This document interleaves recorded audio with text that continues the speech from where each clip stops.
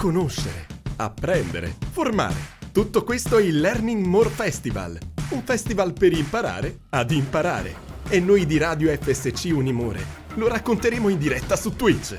E quindi mettiamoci al lavoro.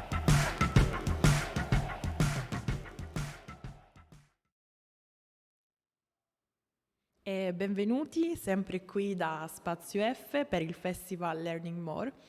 E siamo qui per una nuova puntata di Intraviste con un ospite speciale. Infatti oggi abbiamo il piacere di intervistare Anna Ploszajski, che ringraziamo per essere qui. E quindi niente, direi di iniziare. Welcome. Thank you. Anna is an award-winning material scientist, engineer and storyteller. She is also a podcaster and a performer, and she was awarded by the Royal Academy of Engineering. So, welcome once again. Thank you. And the first question is, it's your first time here in Modena, and what is the purpose of your visit? Yeah, my first time here in Modena, and I'm here to talk about my book that came out in English last year, and I'm very happy to say that it's been translated into Italian. Fatto a mano. Yeah. I think that's the right pronunciation. Yeah, perfect. And it's about material science. Okay. So you are a material scientist. I read a little bit by chance. So how did it happen? How did you discover this passion? Yeah, that's right. I think material science and engineering might be familiar to some people in Modena because I know it is quite industrial. Yeah.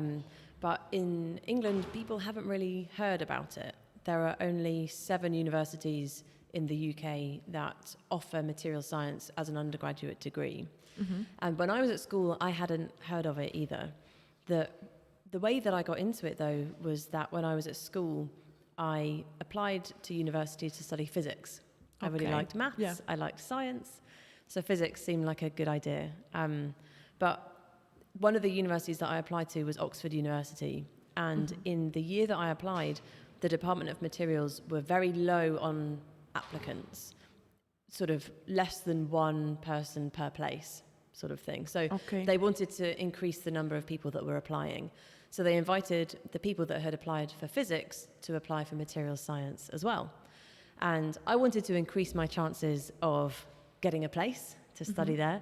So I accepted their invitation to interview for both physics and material science. It just so happened that when you interview at Oxford, you go for 3 days and you stay there in the university halls and you have between 4 and 6 interviews.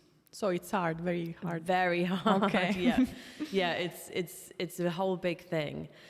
And so I went and on the first day there, I had a really, really terrible cold. Like my eyes were watering, my nose was streaming. I just felt really unwell.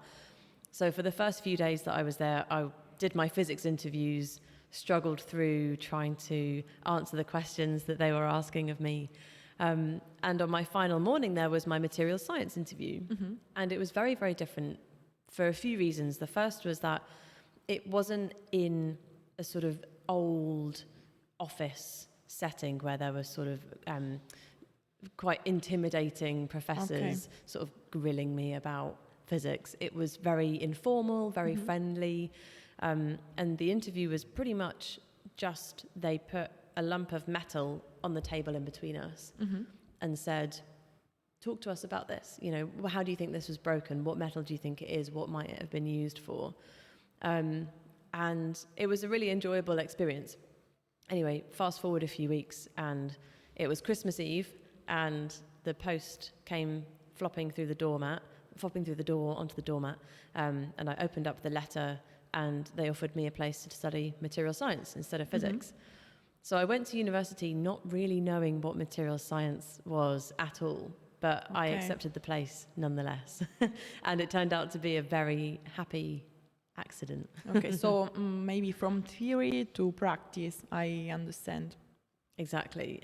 And physics as a subject can be quite theoretical, very mathematical, whereas what I loved about material science was that it had that scientific aspect to it, there was a lot of maths, there was a lot of physics involved, but it also had the engineering application of materials, so the real world application of that science. And so you can see the impact of what you're doing much more obviously in material science compared to a subject like physics. Yeah, you're right. Thanks. And what about the strangest material you have worked with? I love that question.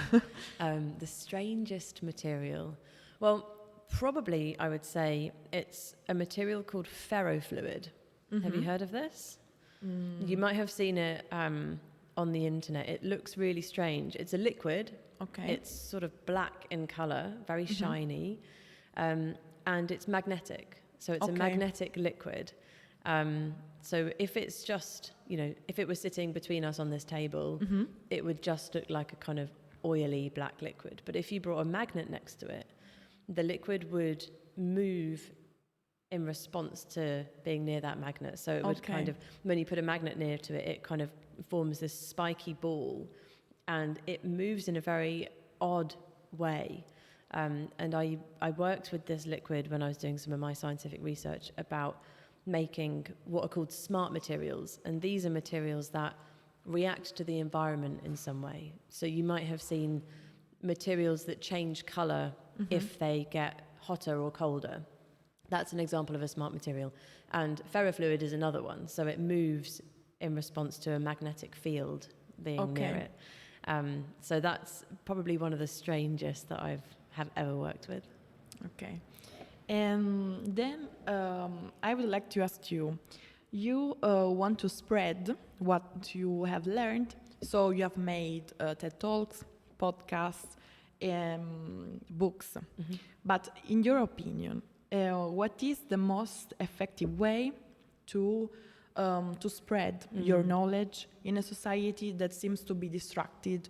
Also because maybe we are more attracted by images, for instance, or when we see a reel on Instagram, we focus more on the first 2 seconds maybe. So which one of these is the most effective and why? It's such an interesting question.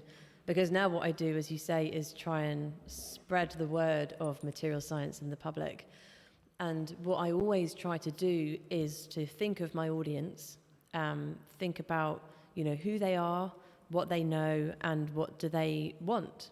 And as you say, audiences are increasingly becoming more distracted and with a lower attention span. And so it's our challenge to hook their interest really early on and very soon. I wrote a book which is a very long, a long time investment from my audience. And that was a decision because I wanted to tell them long stories. But I acknowledge that isn't necessarily going to be an effective way of communicating to some parts of my audience. Okay. And so now what I'm trying to do, I always try to think of my audience and who they are and what they want. And I've increasingly looked to social media actually to make content that will provide information and entertainment and sort of good science still, but in that very short format. And it's a real challenge. It's very easy to tell a long story. It's very difficult to tell a short story. Yeah. So that's my current sort of professional challenge in a way. So to answer your question, I think it depends. It depends who your audience are and what they want, because there will be people that will spend €15 on a book and spend 10 hours, 15 hours reading that book and enjoying it. But that's not everybody. And so I think what is required is a range of formats, a range of media that you can tell different stories to different audiences in different ways. Okay, so maybe in order to have another look to your first answer to the first question, maybe I think a more practical approach, maybe also in schools, would be useful more than a theoretical approach which forces you to read every day, to repeat the same thing, but maybe you don't assimilate them in a right way, I think. Definitely. And I said to you at the beginning that lots of people don't know about what material science is. And I think that's our first challenge in material science, is letting people know what it is. But one of the problems that we have is that material science, as you say, is the study of metals and plastics and ceramics, and therefore material science is everywhere, and a career in material science can be as diverse as working on an aeroplane or working in computer hardware and sort of everything in between, and so it can be difficult to communicate the sorts of careers that are possible in material science when it is so broad. So we have lots of challenges, and luckily lots of media that we can look to engage different audiences. But the social media stuff is something that I'm really trying to work on now. Yes, I think the same. So thank you very much for the interview. Ok, ringraziamo ancora una volta Anna Ploszajski per questa intervista e noi vi lasciamo agli ultimi programmi di oggi. Quindi un saluto a tutti, sempre qui da Spazio F. Conoscere, apprendere, formare. Tutto questo è il Learning More Festival, un festival per imparare ad imparare. E noi di Radio FSC-Unimore lo racconteremo in diretta su Twitch. E quindi mettiamoci al lavoro.